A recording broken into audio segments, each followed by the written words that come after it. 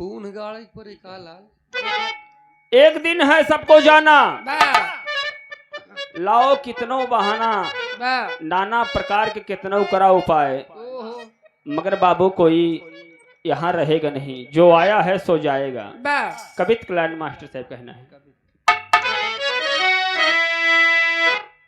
कहे काल के भाल से बच न पाया कोई, अरे एक न एक दिन मौत बाबू आ जाएगी। काल जाने जवानी बुढ़ापा नहीं, अरे एक तरीके सभी को लिवा जाएगी। काल का भाल जब तर से टकराएगा, अरे सर्वशक्ति सभी छीड़ हो जाएगी। अरे खेल ऐसा तूफानी प्रभु का सुनो, कहीं एक दिन सबको खा जाएगी।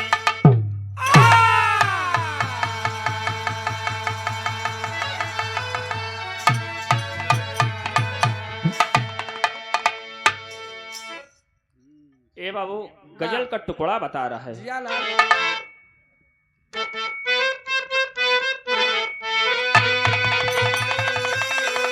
बाबा बाबा राम कैलाश के भी आप सुनिन तरयु वंदना। बाबा पेरत पेरत ऐसे कुर्ता कैसे जैसे बकरा शिवाय हुई, कैसे उठाए के कुर्तवा नहीं। हाँ।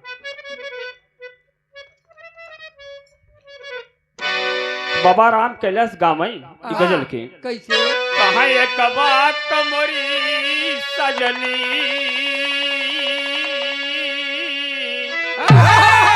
अरे गठिया ला चुनरिया में,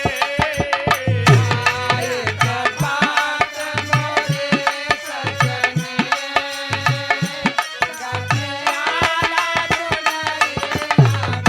में, एक बात मोरे सजनी,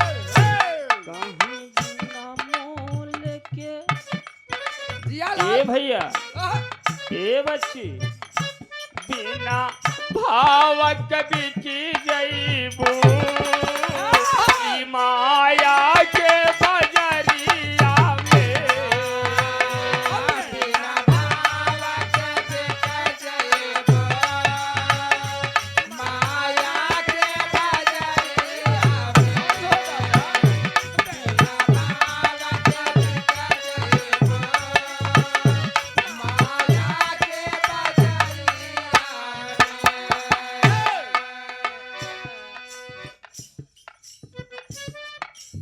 ये तो गजल की लाइन रही बाबू, वाह भाव मिला। कोई बच्चे है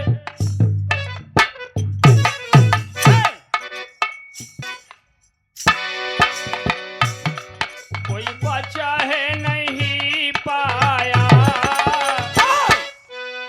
कहाँ एक दिन होगा जाना उस काला कोठरिया में, एक दिन होगा जाना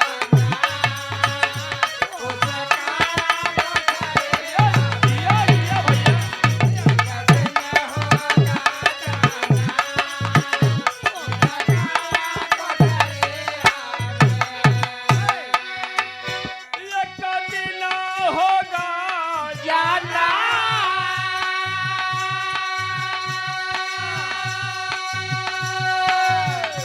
उस काले कोठरिया में, कोई बचा है नहीं पाया, कोई बचा है नहीं पाया, मानव के शरीरिया में, कोई बचा नहीं पाया मानव के शरीर में।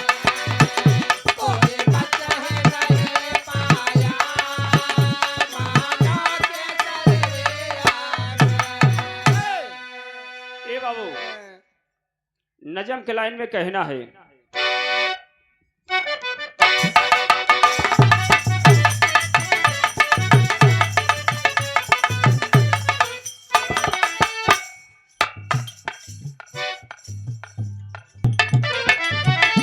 राजा विक्रमादित्य घर से बड़ी भोर चले बैठे घोड़े ऊपर घने वन की ओर चले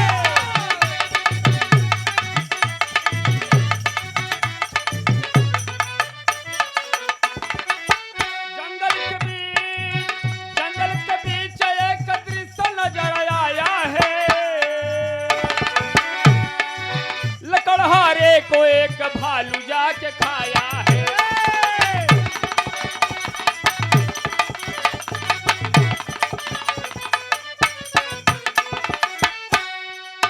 पेड़ से उतर कर जमीन पे वह आया है पेड़ से उतर कर जमीन पे वह आया है करिश्मा कुदरत का वह भालू ने दिखाया है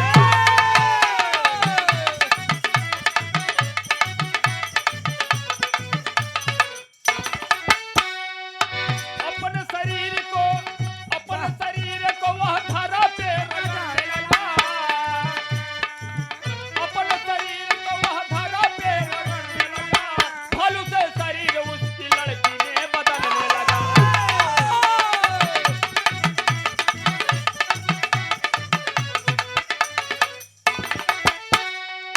कहाँ अचरज में पड़े राजा अरे जंगल के भीतरिया में अचरज में पड़े राजा जंगल के भीतरे आवे अचरज में पड़े राजा जंगल के भीतरे आवे ए बाबू कहानी को समझ लीजिए बिरहा का शीर्षक है महाकाल वाह जो आया है सो जाएगा राजा विक्रमादित्य महाराज एक दिन सवेरे सवेरे घोड़ा पे सवार होई के वाह जंगल के बीच में शिकार खेले जात रहे बाबू साहब वाह वाह शिकार खेले जात रहे जैसे जंगल के बीच में पहुंचत हैं जंगल के बीच में पहुंचे तो देखत का है देखा तो है कि ऐसा बात बा एक भालू एक लकड़हारा बेचारा लकड़ी काटत बा लकड़हारा बेचारा लकड़ी काटत बा पेड़े पे चढ़ के और एक भालू जात पेड़े पे चढ़ के लकड़हारा का बाबू साहब चीर के खाई जात चीर के खा गया चीर के खाने के बाद वह भालू पेड़ से नीचे उतरता है पेड़ से नीचे उतरता है बाबू पेड़ से नीचे उतरने के बाद भालू करता क्या है अपने शरीर को वही भस्सा में गदाएं लुटनिया मारत ना एक गदाएं लोट जात था राजा विक्रमादित्य महाराज घोड़ा ले खड़ा देखा तो है सारी बतिया देखा तो है घोड़ा ले खड़ा है देखा तो है कि भालू जब लुटनिया मारे से खूबसूरत कन्या का रूप धारण कर लिया पहले अचरज मोन पर गए बाबू साहब तर्ज लग गई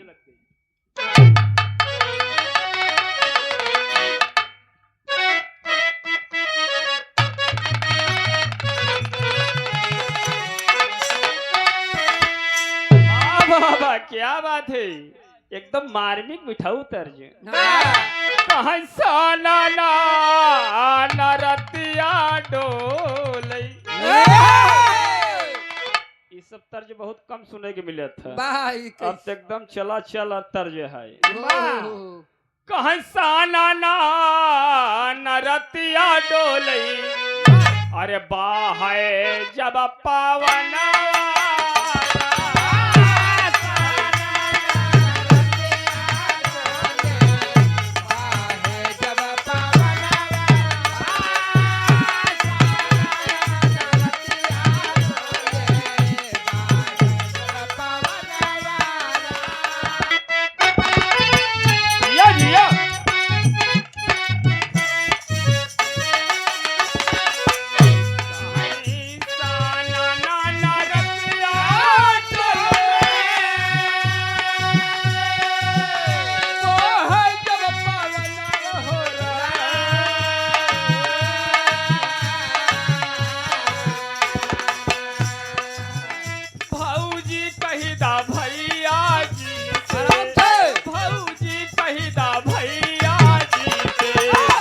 कई दे मोर गवनवा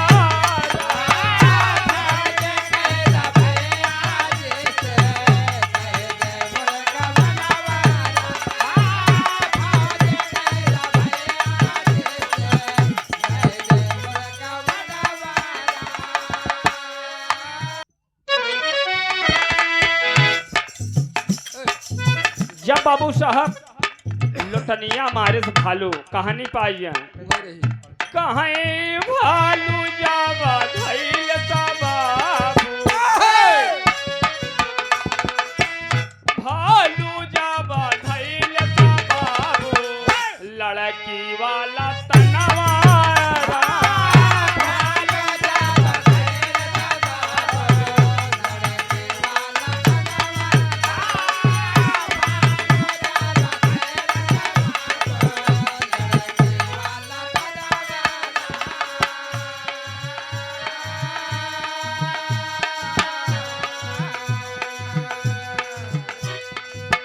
भालू जावा धैल बाबू लड़की वाला तनवा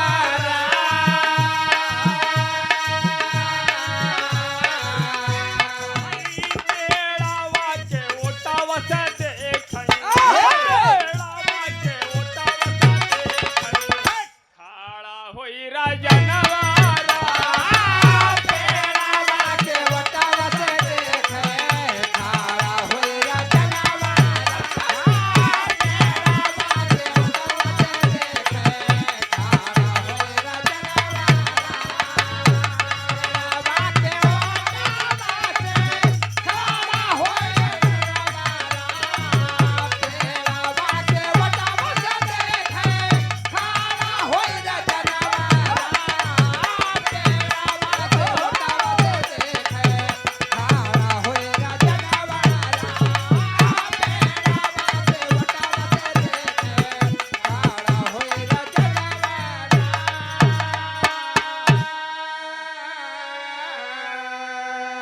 बाबू साहब वह दृश्य को राजा विक्रमादित्य महाराज नाना देखा है कि भालू से लुटनिया मार से खूबसूरत कन्या के रूप धारण कैल है और राजा विक्रमादित्य महाराज देख रहे हैं और एक सवेरे सवेरे के ड्यूटी रहा है बाबू साहब एक राज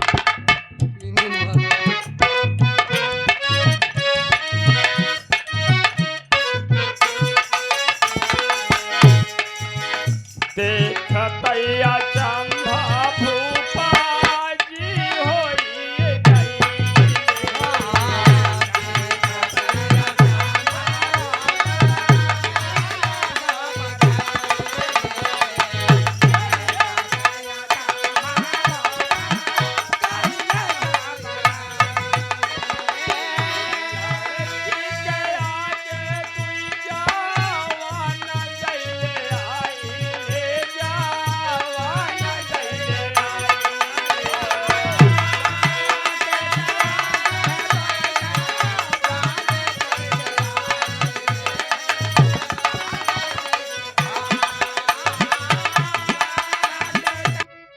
बाबू साहब राजकुमार दोनों जो राजा खिया ड्यूटी कर रहे थे दोनों उस बियाबन जंगल में सवेरे सवेरे छुट्टी रहे नाना दोनों मगर दोनों सगा भाई रहे अपने घर को सिधारे हैं अभी यह बन जंगल में चला जाता है राजा विक्रमादित्य महाराज अपन घोड़ा इधर से उधर पेड़े के आड़े में लगाए हैं केवल वो नजारा के देखत है बस ये लड़की करत का भालू से लड़की के रूप धारण करे सी करत का ओका देखत है ओह कहते दोनों राजकुमार आई गए और जब दोनों राजकुमार आई गए देखे कहने दोनों सगा भाई रहे नाना दोनों रड़ुआ के रड़ुआ एक नाम शंकर के एक श्याम सुंदर दोनों रड़ुआ के रड़ुआ रहे देखे तो कहे लगे देखे कहने अरे बड़ी खूबसूरत तुम्हारी अदा है ऐसे खूबसूरत कन्या के देखें जब वाह मन वाह लालाहित हो गया। लगे कहाँ बड़ी खूबसूरत तुम्हारी अदा है, अब मेरी जान जाने मन तुम पे फिदा है। कहाँ आवा मोरी जान, अरे आवा मोरी जान जान जान, कहाँ आवा मोरी जान तो है बनाई बदुलाई, आवा मोरी जान तो है बनाई बदुलाई, आवा मोरी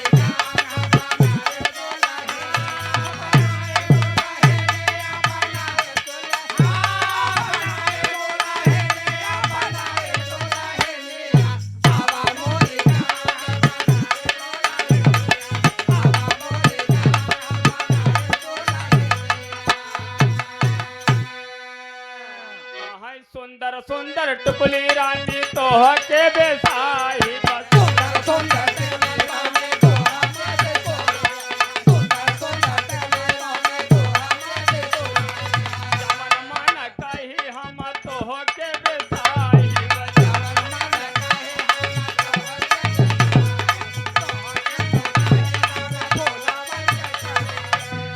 आप हमारे कहाँ सुंदर सुंदर टिकुली रानी तो के बेसाई बस सुंदर सुंदर टिकुली रानी तो के बेसाई, सुंदर सुंदर टिकुली रानी तो के बेसाई,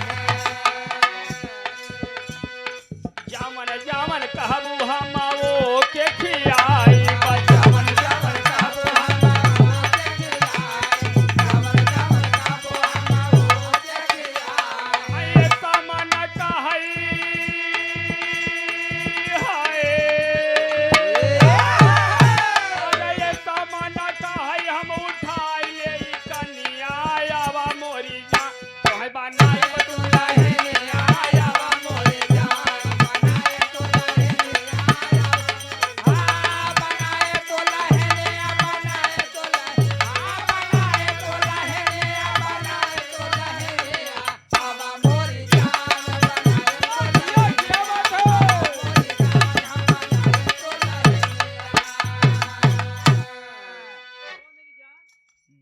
दोनों जने एकदम मोहित हो गए उ लड़की पे।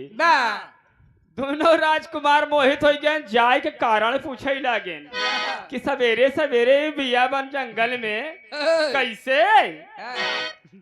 अब माया रूपी वो लड़की बाबू साहब कहन हमारे आगे पाछे केहू बा नहीं, हमारे आगे पाछे केहू नहीं बा, हम दर दर के ठोकर खाई के इसे ही। अब दोनों भाई रड़ुआ सोचन यार लहान तहान फिट हो गया, कहन यार ऐसा बात में दोनों जने का रड़ुआ है, अगर शादी हो जात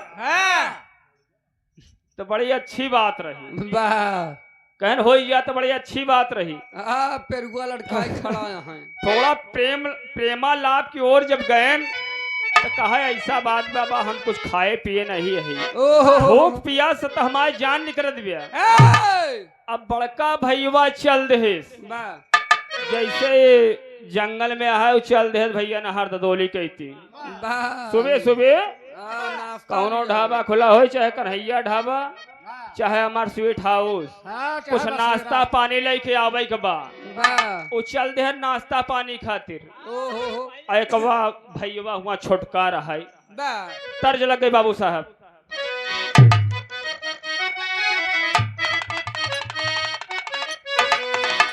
कहाँ आया है, अरे हमारे पाया जे बर्रा हीरा जड़ा था, हमारे पाया जे बर्रा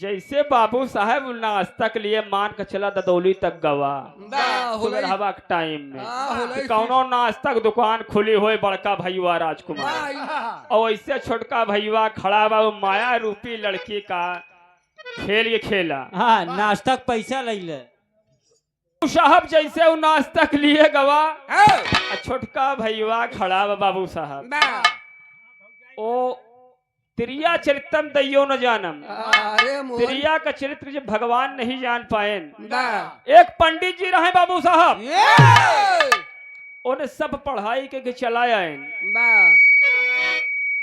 यही ना- सारी पढ़ाई के चलाया एक नई नवेली लड़की नई नवेली औरत ओहो, वो बैठी रहा बा, कहन पंडित जी कहाँ से आवत है बगैया में दोपहरिया का टाइम रहा कहन ऐसा बात हम पढ़ाई के रहे बहुत ज्यादा काशी से लौटा है, काशी से लौटा है कहन सब पढ़ लिया कहन हाँ सब पढ़ ली हाँ। कहन त्रिया चरित्र पढ़े कहनी का होत ई का हो था बा, पंडित जी सोचेन कि अरे यार एक विषय बाकी रही जाए हाँ, भाई सारी पढ़ाई के चला है कहा त्रिया चरित्र कौन पाठ हटे हाँ, कहन तब- पता नहीं पढ़े कहन पढ़े कहन देखा बहुत घमान है कितना टाइम लगी कहन ज्यादा नहीं 10-5 मिनट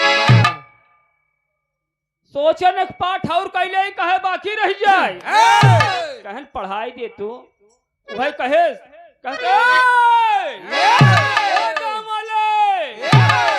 मेरे इज्जत के साथ खिलवाड़ करना चाहता है बारे तब ले पर रंभा बसुला कुल्हरी ले सब दौड़ी आए कहन हाँ जैसे लगे पहुंचन कहन ओए कहाई दे नहीं तो बचाएन हमका भागत चला जात बाटे जे ऐसा काम करे रहा और सब उधर भागत चला जाता है कहन पंडित जी पढ़ ली है अरे देवी हमका छोड़ा हम त्रिया चरित्र पढ़ लिन पास हो गए पास हो गए बा तेरी मई तो बाबू साहब त्रिया चरित्र कोई नहीं जान पाया बा तो छोटका भैया है बड़का भैया नाश्ता खातिर गवा बा होलई स्वीट पे तो वही जोन बाटे उ लड़कीवा वो कन्या कहत का बा बा वो कहत में छोटके भैया से देखा बड़के भैया के मिला के भेज दे नाश्ता पानी लेके आवा हम शादी करब तो उसकी छोटके से का कहत बिया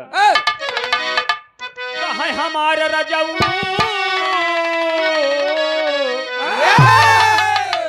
अरे हमारा रजाऊ हमका दुल्हन बनाया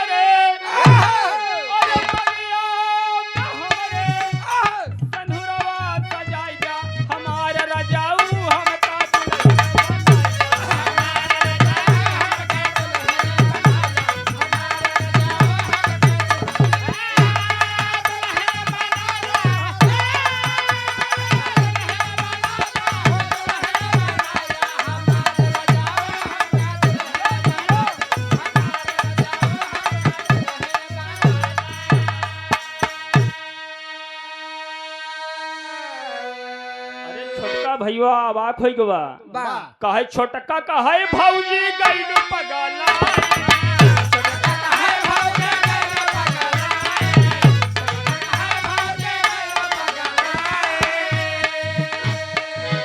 पनिया के दवाया है हमारे बड़का भाई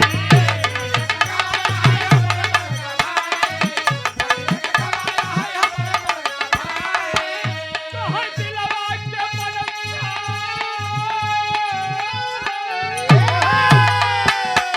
कहे दिलवा के मनसा राजा वही बेटा दा हमारी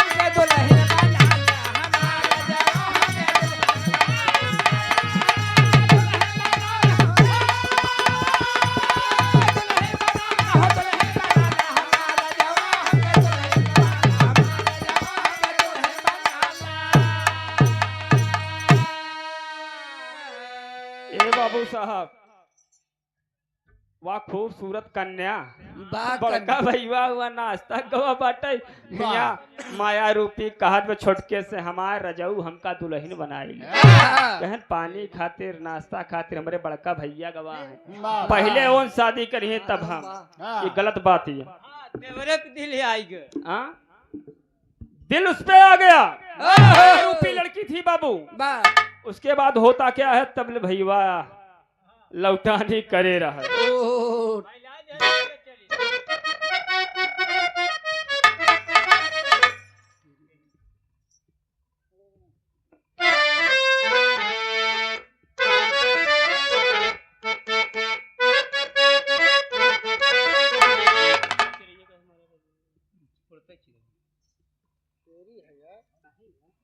चल काट दे। ए,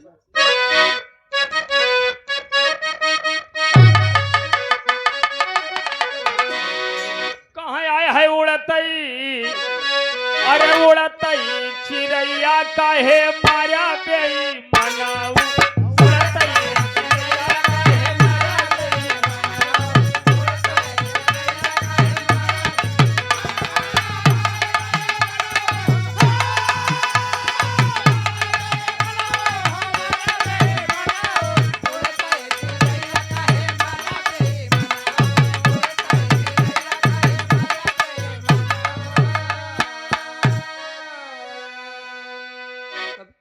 एकवा भाई बड़का आई गवा बाबू साहब।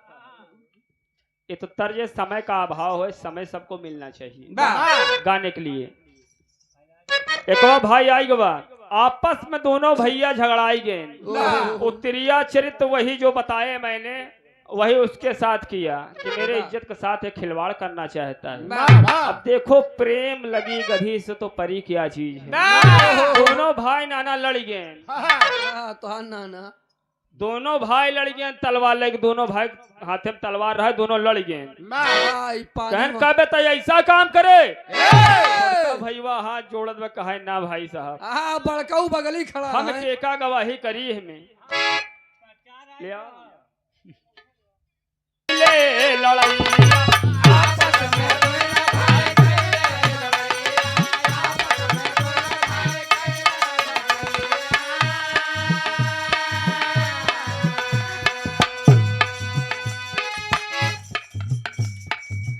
लड़की कर तू तो जान नहीं भाई।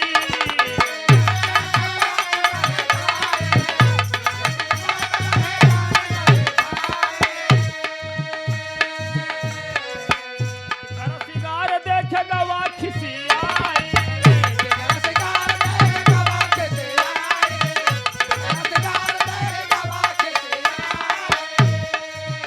कहाँ भैया के गर्दन पे,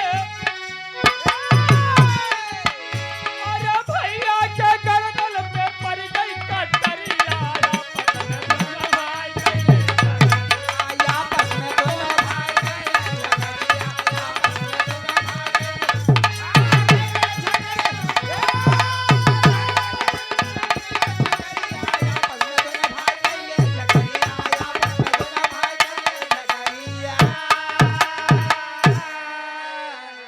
ए बाबू साहब, दोनों भाई लड़ गए।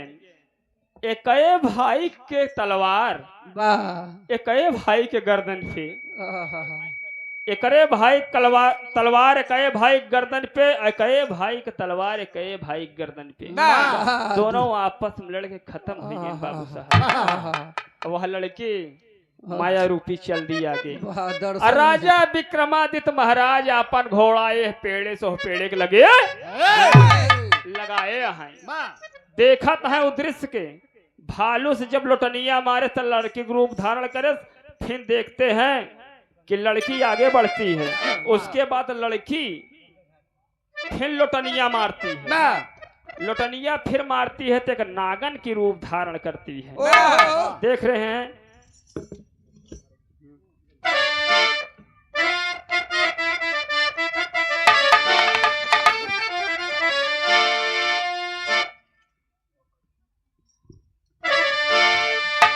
हे बाबू साहब, कहे अरे राम झकोरा मारे झूलनी, अरे साड़ी लहराई हो झकोरा मारे झूलनी।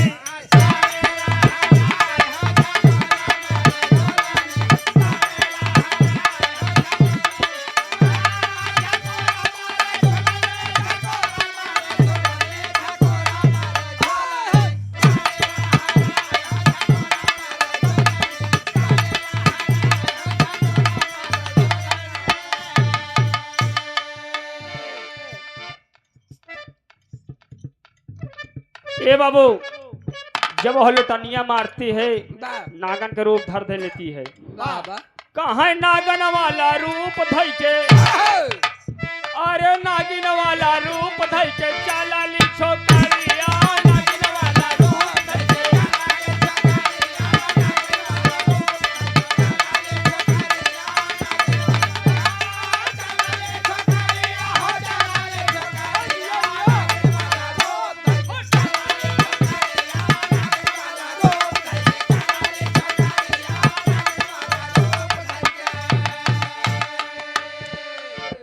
कहाँ धीरे धीरे पहुंच गईले नदिया के तीरे, धीरे धीरे पहुंच गईले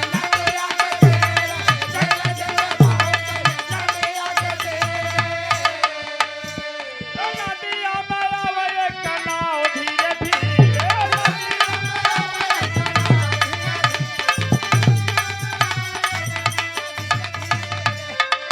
साठ गो जवान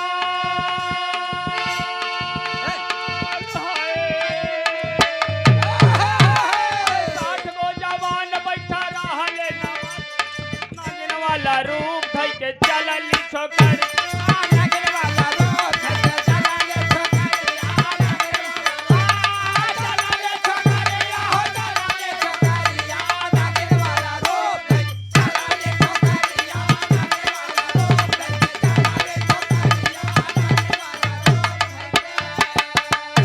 ए बाबू साहब जब वह धीरे धीरे जब लुटनिया मारे और धीरे धीरे पहुंच के नदिया के किनारे घाटे कहते राजा विक्रमादित्य महाराज अपन धीरे धीरे घोड़ा बढ़ाए चला जाता है। और ओटेन में है कि हमका केहू देख न पावे, हम सारा दृश्य देखत है। जब देखे न वहां नागन जाती है नदी के किनारे, नदी में कूद के बाबू साहब नदी में कूद गए और नदी में कूदे के बाद एक नाव आवत रहे बड़ी से, उस पे 60 गो जवान बैठा रहे, 60 जवान बैठा रहे। और नागन क्या काम करती है, पहुंच के माझी के ऊपर अपना फन से प्रहार करती है बाबू, प्रहार करती है। 60 गो जवान नाव पलट गई, उसी में विलीन हो गए। 60 गो जवान बाबू विलीन हो गए। राजा विक्रमादित्य महाराज बाबू देख रहे हैं ऐसी दृश्य, उनके आंखों में आंसू आ गया। देख रहे हैं कि 60 गो जवान विलीन हो गए, खत्म हो गए। आप हमारे हृदय गार्जियन महाराज देख रहे हैं, ये क्या है भगवान, पैसा क्या क्या देख रहा हूँ, देख रहे हैं ओ प्रभु ये क्या हो रहा है। मैंने देखा कि भालू एक लकड़हारे को खाया, जब भालू अपने जमीन पे शरीर को रगड़ा तो एक लड़की को रूप धारण किया, लड़की ने 2 भाई को मरवा दिया। नागन ने जा करके नाव आ रही थी, माझी के ऊपर फन डाल के वो खत्म हो गए, पूरा 60 गो जवान खत्म हो गए। उनके आंखों में आंसू आ गई। वह नागन करते क्या, जब 60 गो जवान खत्म हो गए वो लौट के आती है। जब लौट के आती है बाबू साहब, एक बार लुटनिया फिर मारती है। जब फिर लुटनिया मारती है नागन बाबू साहब, तो एक साधु का रूप धारण करती है। डबल जटा। तो राजा विक्रमादित्य महाराज बाबू साहब सोचे, ओहो अभी तक तो नहीं, अब ये तो एक मानव के रूप में हो गया है, अब हम इससे बात कर सकते हैं। पूछने लगे कि आप कौन। चौलर कजरी लग गई मास्टर साहब।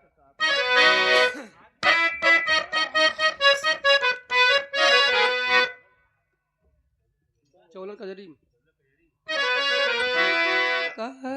कहे कारण कौने नहीं घर आवले, पर सजा डाला हो सवनवा, कितना लागई भवनवा।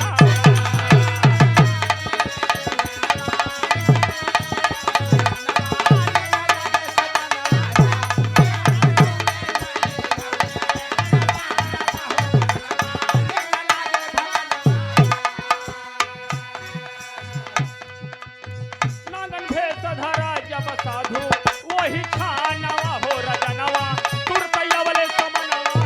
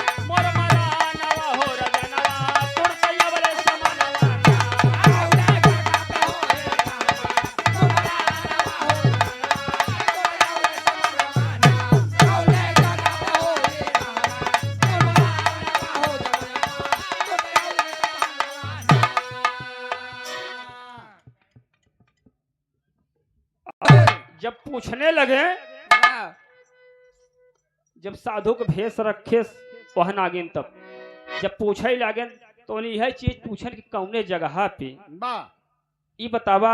पूछे लगे तो आपन नाम महाकाल बताएं। वाह, कहन आप कौन? कहन मैं महाकाल, कालों का काल महाकाल। जिस बहाने जिसकी मृत्यु होती है उस स्थान उस बहाने से मैं पहुंच जाता हूँ। मैं महाकाल हूँ। तो कहन जब इतना महाकाल है महाराज, एक ही चीज चाहिए, आप बतावा हमारी मृत्यु कैसे हुई। वाह, कहन तो है मृत्यु? कहन हाँ। कहन बताए देते। कहन का? कहन कुछ दिन बाद तो है मृत्यु पानी में होई घड़ियाल। हमहिन महाकाल बन के घड़ियाल को रूप धारण कई के पैर घिसिया तो का मारब। वाह, अब सोचे लगन कहन ऐसी बात ब्या, सोचे लगन कहन ऐसी बात बे, जब हमारे पानी में मृत्यु लिखी बा तो हम पानी में जाबे न करब। जब पानी में जाबे न करब तो हमारी मृत्यु होई कैसे? वाह, तो बाबू साहब जाय को विंध्यवासिनी पहाड़ पर तपस्या करे लागल। विंध्यवासिनी पहाड़ पर तपस्या करे लागल। कुछ दिन बीता बाबू साहब। वाह, जब कुछ दिन बीता तो उन महान संत के रूप ले ले हैं। एक सेठ से ठान रहे, उनको लड़किया बच्चा ना होत रहे, भगवान सब दे रहे। वाह, तो उन पहुंच गए दरबार में। कहना आ रहे बाबा जी यहाँ राजा विक्रमादित्य महाराज के एक बाबा जी यहाँ चला हुआ, झूठा ही मूठ के निकाल के दे देने एक चुटकी माटी। ओ सेठ से ठान के चौथा पन में एक लाल पैदा हुआ बाबू, एक लाल पैदा हुआ। जब कुछ दिन बीता तो जे मुंडन करावे के बरे पहुंचेन वाह, बाबा जी के लगे। कहन बाबा जी कहन कहा? कहन नामकरण और मुंडन है, आप चला चलता। कहन कहा? कहन हुआ गंगा जी के तटे पे वाह, हुआ ये नामकरण मुंडन। कहन ना ना ना, अरे पानी ने बता हमारे मौत लिखी में महाकाल बताए हैं, हम न जब। कहन गंगा जी किनारे चला, नदिया में चला, छाटा जाल लगवाएगा बाबू साहब, सारा जीव जंत उनके सामने छनवाई देहन। सेठ जी छनवाई देहन सब। छनवाए के बाद देखें तब सोचेन ओ हो, सोचेन स्नान करी, नामकरण मुंडन होए, तब ले वो घड़ियाल पहुंच गया उसी के अंदर।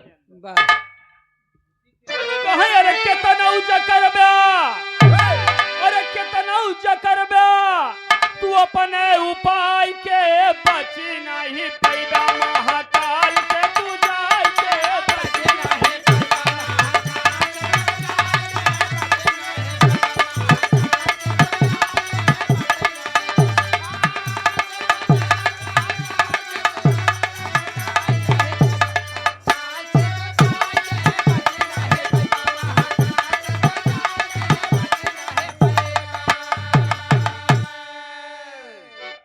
कहीं करैया स्नान राजा, अरे नदी तीरे आए, और जलिया के बीच जीव जंतु सनवाए। अरे बन के घड़ियाल, अरे बन के घड़ियाल मारा पैर घिसियाई के बची नहीं पैदा महाकाल के, तू जाय के।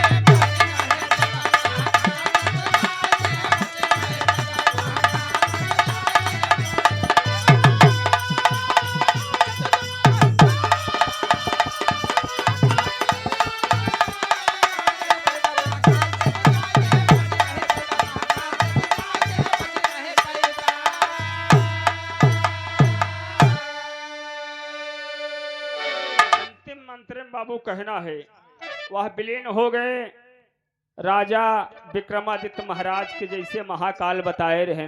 वाह, घोड़ा सा पूरा दृश्य देखे महाकाल से पूछे रहे कि पानी में तोहार मौत है, हम घड़ियाल बन के तोहका खींच के खाई जाए। कितना उपाय करें मगर बचे नहीं।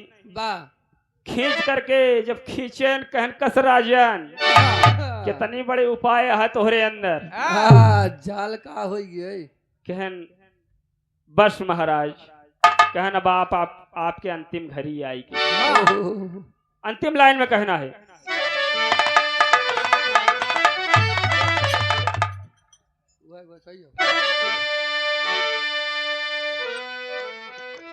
कहे दादा लाल जलहर